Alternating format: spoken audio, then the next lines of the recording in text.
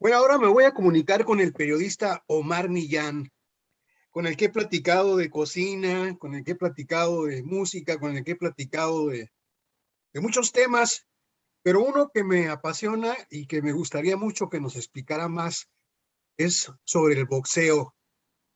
Hace casi 10 años descubrí un gran libro que creo que es de los que se ha vendido más, Fábrica de Boxeadores Tijuana, y yo creo que vas a celebrarlo en el 2022, pues en grande, ¿no? Pero tengo entendido que ahora también eres cineasta y nos vas a presentar un documental en la Cineteca Tijuana.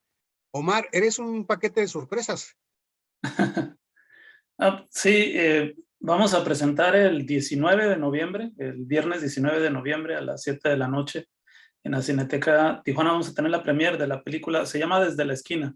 Sí, Y como lo dijiste, aborda el boxeo, pero no como lo había abordado en el libro La Fábrica de Boxeadores, que es un coro ahí de voces de entrenadores, de referees, de jueces, por supuesto, de boxeadores, de toda esta comunidad boxística, sino ahora desde la perspectiva de un personaje que justamente desde que hice el libro me llamó mucho la atención, que es el entrenador Rómulo Quirarte, y cómo a través de este personaje podía contar lo que es esta ciudad con relación al boxeo, ¿no? Una capital del boxeo, y cómo la vida de este entrenador va paralela también a la vida boxística, de cómo crece, nace esta capital, se desarrolla y vemos lo que es ahorita, ¿no? Y vemos también lo que es este entrenador, que curiosamente es uno de los menos celebrados en el país, a pesar de que sin duda está entre el cuarteto de mejores entrenadores en la historia del pugilismo mexicano, ¿no? sí, el problema es que él no vive en Tepito ni en la Bondojito. Sí, sí, sí. Y aparte, no le gustan los reflectores, siempre se ha mantenido detrás del boxeador. De hecho, él bueno, lo dice en el documental, pero también lo ha dicho en otros foros, que él no vive del boxeo, él siempre ha vivido de su trabajo, del empleo que ha tenido por más de 30 años, y que el boxeo entró como casi por accidente, a raíz de que uno de sus hijos quiere aprender a boxear, y él se queda ahí en el gimnasio del CREA, y bueno, ya todo lo demás es parte de la historia que contamos en el libro, pero también, perdón, en el documental, pero también la otra historia que él no había hablado, que es una niñez muy dura, tanto en Mexicali como en su natal Guadalajara, y el traslado y los abandonos que tuvo desde niño y cómo fue creado y cómo todo eso le sirve para recibir a cientos de jóvenes en su gimnasio CREA, muchos de ellos pandilleros o expandilleros, Ujú. con una infancia muy parecida a la que él vivió, y que tuvo de inmediato esta empatía para no solamente aprender, enseñarles un oficio, sino también impulsarlos a que estudiaran una carrera en la universidad, porque él, si de algo se siente orgulloso, no es precisamente de durante, haber trabajado directamente con 10 campeones mundiales y con una gran cantidad de peleadores de élite, sino él se siente más orgulloso de la gente que ha llegado a la universidad y ha egresado, y ahí está con él. Entonces, bueno, es un personaje que a mí me motivaba mucho para seguir escribiendo de él, o bien ahondando en su vida. Y se dio el caso del documental porque creía que se podía contar mejor, y no quería repetir La Fábrica de Boxeadores en un documental. Y se podía contar toda esta historia, ¿no? Esta gran historia que tenemos los fronterizos. Fíjate que a mí me tocó cubrir boxeo del 85 al 90 y don Rómulo Quirarte yo lo admiraba, lo admiro, porque lo miraba trabajar y era un personaje muy serio. Pero por supuesto los que llamaban la atención eran los entrenadores que están en México. Sin embargo, él poquito a poco fue haciendo al Jíbaro Pérez, al Tanaka, al Dinamita Estrada. O sea, todos los boxeadores fueron creciendo, pero de la mano de un hombre modesto como don Rómulo Quirarte.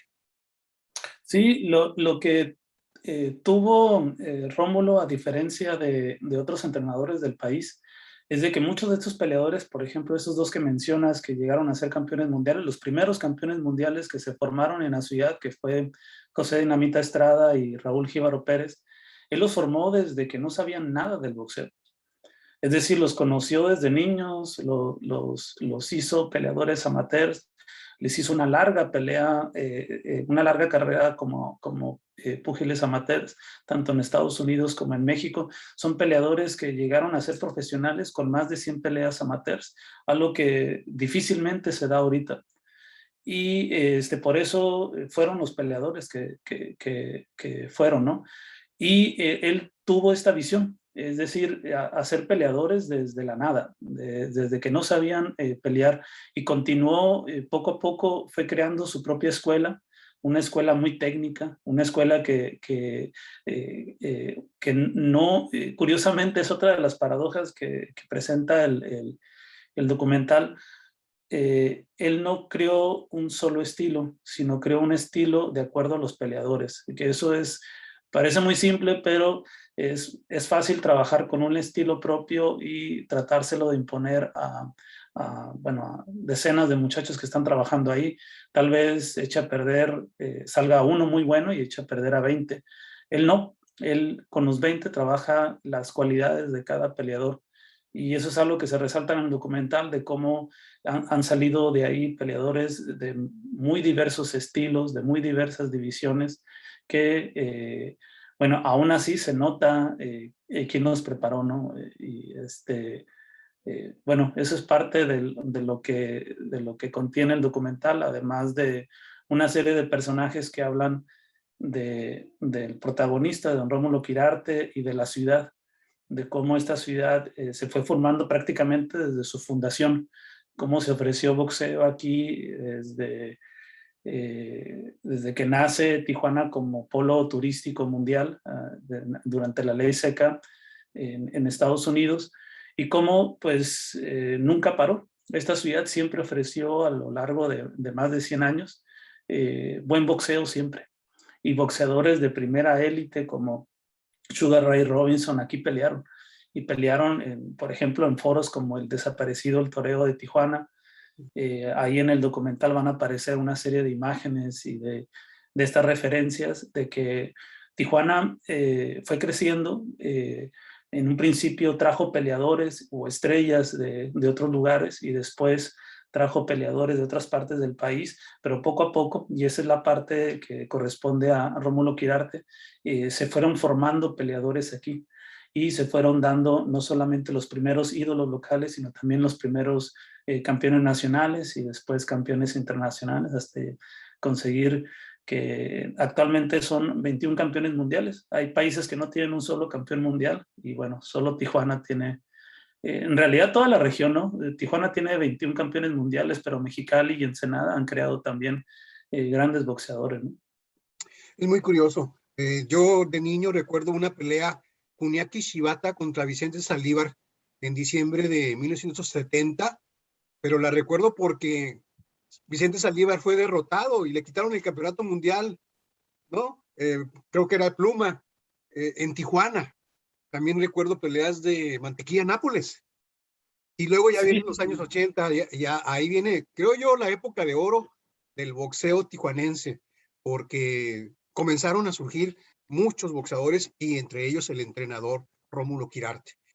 Qué bueno que estás haciendo sí. este trabajo porque es la memoria que se puede contar a través de un deporte. Hace unas semanas se entrevistaba a un investigador del Colegio de la Frontera Norte que habla de la lucha libre desde los años 40 y hizo una tesis y lo publicó ahora en un libro, pero es muy suave saber de la historia de Tijuana a través de la lucha libre.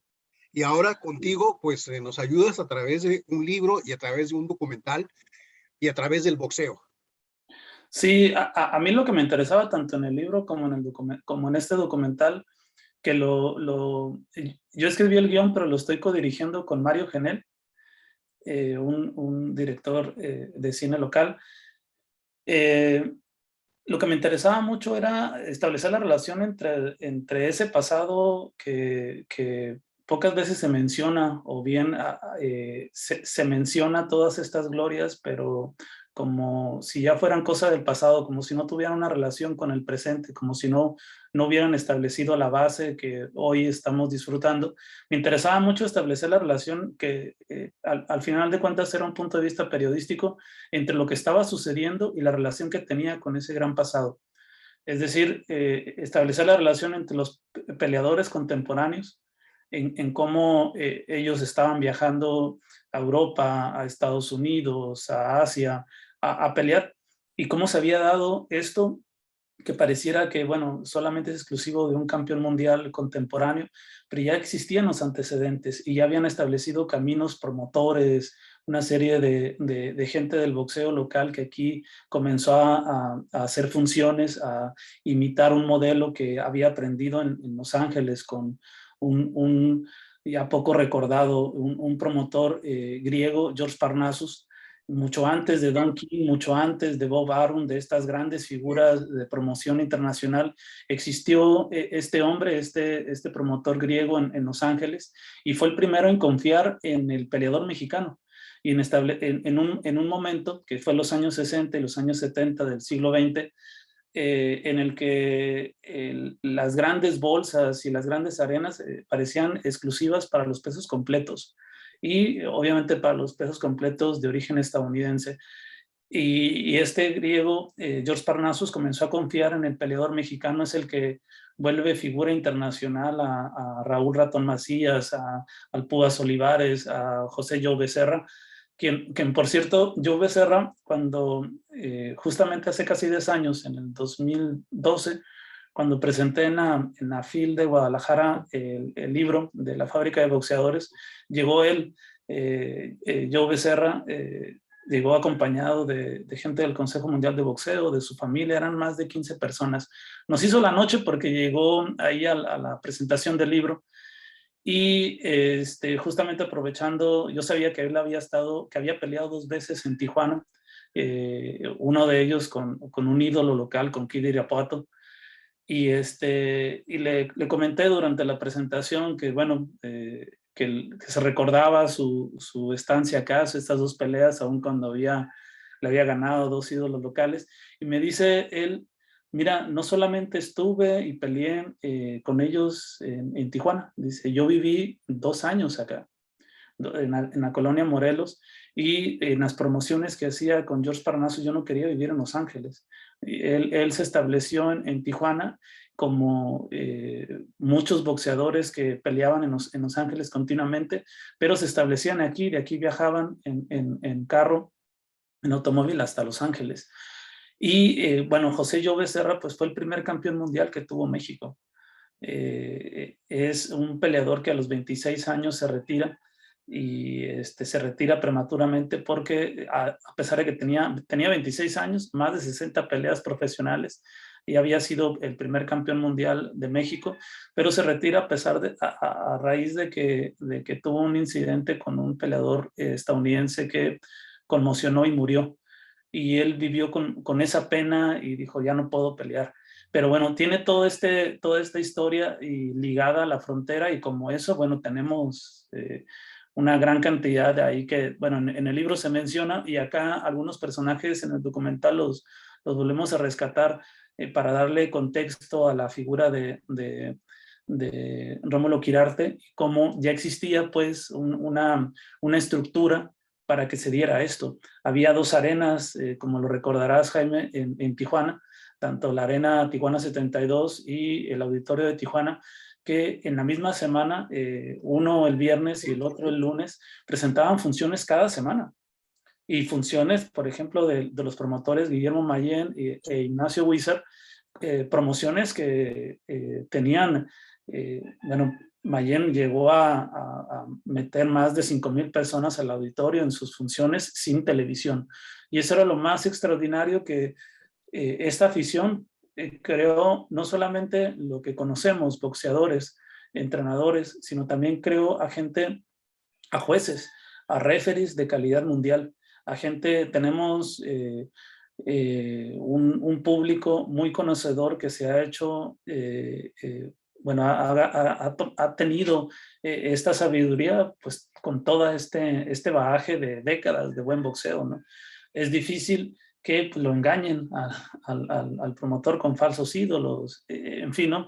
Que, bueno, todo eso se rescata en el documental ahí tenemos tanto videos de antiguas peleas como un material ahí fotográfico muy amplio que nos prestaron, además de una serie de primeras figuras como Julio César Chávez, José Luis Castillo, Jackie Nava, Kenny Enríquez, campeones y Eric Terrible Morales, Jaime Munguía, peleadores, campeones y excampeones mundiales y peleadores de élite que hablan de este fenómeno y hablan de Rómulo Quirarte, ¿no? Sí, hace días platiqué con Guillermo Mayén y me recordó un dato que es impresionante. Me dijo que el 4 de abril de 1986, Bebé Gallardo rompió el récord en la Arena Tijuana 72. Y el 7 de abril, 3 días después, Guillermo Mayén rompió el récord con Felipe Urquiza y Carita Sandoval. Serían como justamente la portada del libro. 6,500 o 7,000. Dice que se arrepiente de no haberlo hecho en el toreo de Tijuana. Pero imagínate, en menos de 4 días se rompen los dos récords en dos espacios diferentes. Sí, y en el auditorio cuando no había asientos, ¿no? Por eso pudo meter tanta gente. Claro. No había butacas y estaba únicamente el cemento. Sí, y qué época, ¿no? Es una época dorada que justamente nacen los primeros campeones, nacen figuras como Jorge Maromero Páez, como el propio Julio César Chávez, figuras de élite como Manuel Mantecas Medina. Es el único peleador en el mundo que ha sido campeón 5 veces en la misma división. Y creo que es el único, al menos en la frontera, que ha peleado en todos los continentes. Claro. En Sabes peleas que hay estelares. un boxeador que no se me puede olvidar cómo peleaba y cómo la gente lo apoyaba y lo encendía. Era el Macetón Cabrera. Sí, sí. Arrastraba un pie, arrastraba una pierna para poder boxear. Un peleador de Guillermo Mayén, sí, cómo no. Y Impresionante. que sí, y de inmediato, que es algo natural, ¿no? En el público que se da cuando ve a una persona, en este caso, desvalida por un pie que no, cómo siente la empatía. Y sí, era los golpes, cómo lo celebraba la gente, ese ánimo también que había, que curiosamente, Jaime, es algo que también se da en la ciudad, ¿no? Como no había, en ese entonces no había otro deporte profesional. Bueno, estaba el hipódromo con los jinetes, el frontón Jayalay. En los años 70 fueron un equipo de básquetbol Sí, lo que los logró, dragones, que logró estaban que los Tijuana dragones, estaban, ganara creo la que ya victoria. estaban los potros, ¿no? Sí, Pero había también ese ánimo que aún persiste, ¿no? Si no hay algo, lo creas. sí. Y que es algo muy de la ciudad, muy de Tijuana, que a falta de ciertos ídolos, a falta de, bueno, si no hay museos, si no hay artistas, si no hay boxeadores, los comienza a crear la ciudad como una especie también de necesidad. Y bueno, surgen estos fenómenos, ¿no? Que se ha dado también con la constancia y también como es parte del perfil de la frontera, ¿no? A veces arriesgar todo sin esperar que esto funcione, ¿no? Y en el boxeo ha funcionado. Hay muchos casos de este tipo, ¿no? En el que se arriesga y sobre todo de promotores, ¿no? Claro. Oye, escribiste un libro sobre la violencia en la ciudad, otro sobre la cocina baja californiana y otro sobre los boxeadores de Tijuana. Y ahora presentas un documental. ¿Qué es más difícil, escribir un libro o filmar un documental? Son muy diferentes y ambos tienen dificultades, ¿no? Escribir un libro como estos, como Viajes al Este de la Ciudad, El Marciano y la Langosta o La Fábrica de Boxeadores, me llevó al menos a mí cada proyecto, son reportajes de largo aliento, me llevó al menos 2 años escribirlos y pasarlos a la editorial y que los publicaran entre 2 y 3 años, 3 años y medio. Y pues bueno, estaba yo, bueno, yo solo trabajando ahí, y yo con mis propios tiempos y solamente en la edición, cuando viajaba a Ciudad de México para colaborar con los editores, pues ahí era más un trabajo en equipo. Acá no, acá en el documental dependes de mucha gente y dependes también de muchos esfuerzos. Es un trabajo colectivo. Si no sabes trabajar de forma colectiva, no se puede dar. Es algo, bueno, muy simple, pero también a veces no se puede entender. Es falso eso de que una sola persona levantó una película. Es un trabajo de mucha colaboración, también de mucho diálogo para ponernos de acuerdo hacia dónde vamos, hacia dónde queremos ir. El guión lo estuve, al menos 3 veces lo reescribí porque se atravesó la pandemia y había que ajustar algunas cosas que teníamos planeado. Hay unas imágenes ahí medio surrealistas que se hicieron una parte en la playa y otra parte que no se pudo hacer, que era en Ciudad Industrial, en Otay. Pero igual tardamos casi 2 años en hacerlo.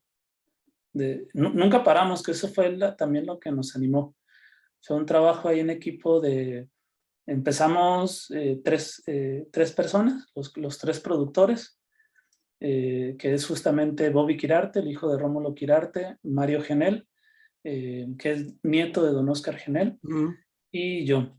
Y pues nunca paramos desde que comenzamos. Fue también algo que nos animó mucho, de que las cosas avanzaran, de que a pesar de que, bueno, yo no tenía nada de experiencia en esto y fui aprendiendo ahí rápido. Y estoy muy contento con el resultado. Es un largometraje de 1 hora con 34 minutos. Colabora Edward Coward en la narración, el actor Edward Coward. En un principio habíamos hablado con Ramona Mezcua Bostich para que nos hiciera un tema para la película, y a él le gustó tanto el proyecto que terminó musicalizando toda la película. Qué bueno. Que seguramente en enero o febrero del próximo año va a sacar el soundtrack de la película. Ahorita trae una serie de proyectos ahí muy suaves y bueno, ya nos dijo que va a sacar el soundtrack desde la esquina.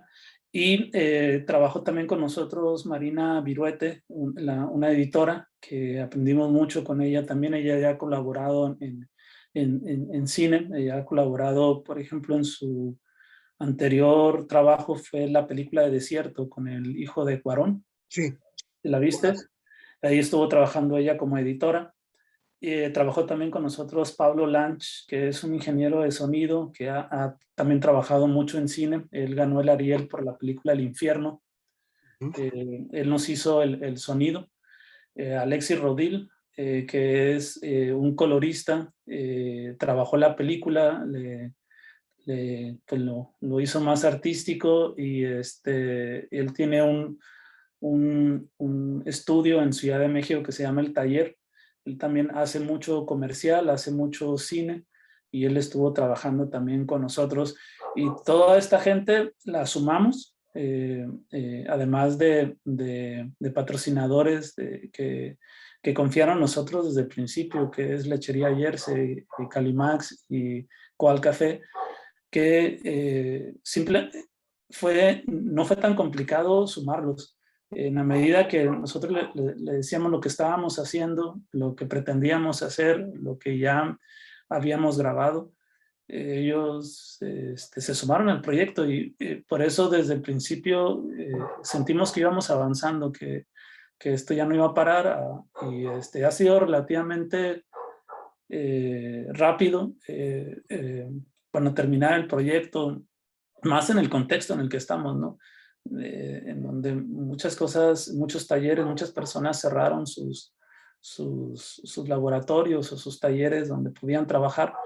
Y bueno, a pesar de eso, contamos con toda esta gente y nos seleccionaron en el Festival de Cine Independiente de Montreal. No nos fue bien, no ganamos nada, ya sucedió en una exhibición híbrida que fue en Montreal.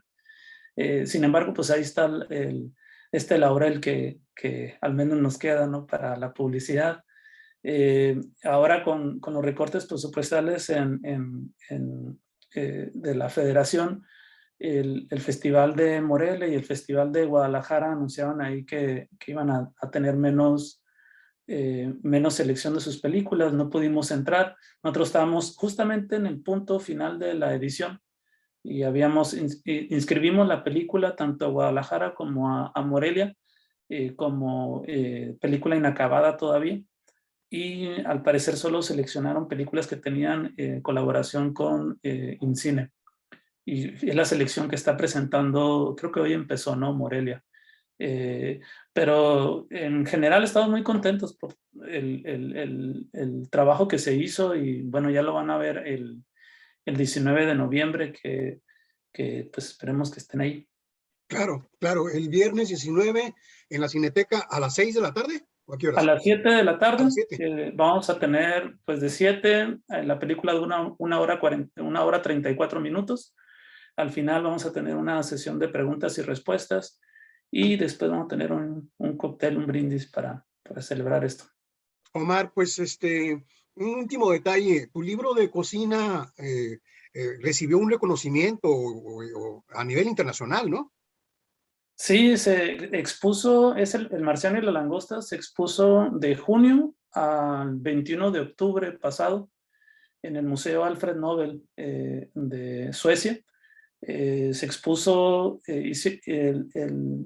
hay una asociación del propio museo junto con un instituto de investigación de cultura culinaria, que su sede está en Francia, tienen en China, en Suecia y es otro país, no recuerdo, en Italia. Y ellos hicieron una selección de los mejores libros a nivel mundial de los últimos 26 años, de los últimos 25 años, perdón, porque ese instituto está cumpliendo 25 años y el libro El Marciano y la Langosta fue seleccionado dentro de los mejores libros de cocina sustentable de los últimos 25 años. Y sí, estuvo ahí, no viajamos porque no teníamos presupuesto y andábamos ocupados. Nos invitaron, ahí nos hicieron llegar una carta donde es una nominación también como mejor libro sustentable. Tampoco ganamos nada, pero pues está la nominación y está sobre todo, ellos otorgan un sello a la edición justamente por esta selección. El sello implica, no es algo económico, al menos no de inmediato, pero sí a mediano o a largo plazo, porque eso conlleva a hacer una nueva edición y seguramente una traducción que ya la editorial está trabajando en 2 traducciones. Creo que, bueno, la de inglés es casi un hecho y están en francés, que a raíz de esto, de esta nominación y de esta exhibición, se dio también esta posible, ¿no? Colaboración con una editorial francesa. Que también la fábrica de boxeadores andaban en eso, ya habían ellos publicado el primer capítulo en una revista que es como, se llama la revista Correo Internacional, que es una revista similar a Gato Pardo o al New Yorker, y ellos tradujeron al francés el primer capítulo del Marciano con la idea de anunciar el libro, pero pues con todo esto que ha habido últimamente, en los últimos 2 años con la pandemia, o se han tardado o se han retrasado o bien todavía está ahí en espera los proyectos, pero pues sí, ahí está. Oye, pues esperemos que en el año que viene se haga una celebración en grande sobre ese libro, ¿no? ¿Sobre el Marciano? Sí, no, sobre los boxeadores, la fábrica de boxeadores. Sí, el próximo año se cumple una década. Sí, Sí. bueno, Llevamos ahí, creo que estamos como en los 15,000 ejemplares vendidos. es de los más vendidos. Es de los más vendidos. Muy bien. Gracias, Omar. No, pues gracias a ti, Jaime. Ahí nos vemos el 19 de noviembre en la Cineteca Carlos Monsiváis del Centro Cultural Tijuana.